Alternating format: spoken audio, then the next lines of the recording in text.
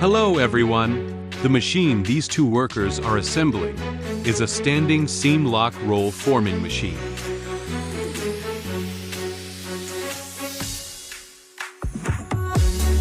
The machine configuration supports customization. The parameters of this machine are as follows.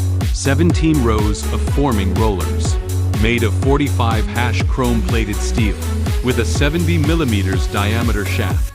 The number of rows formed depends on the material, thickness, and wave peak height of the desired. The body structure is of a steel plate welded, and the base is made of 350 hours steel.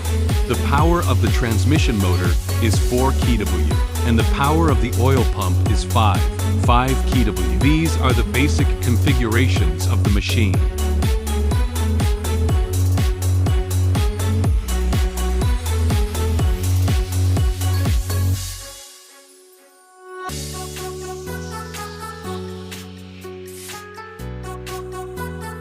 We will also conduct related knowledge popularization in the future.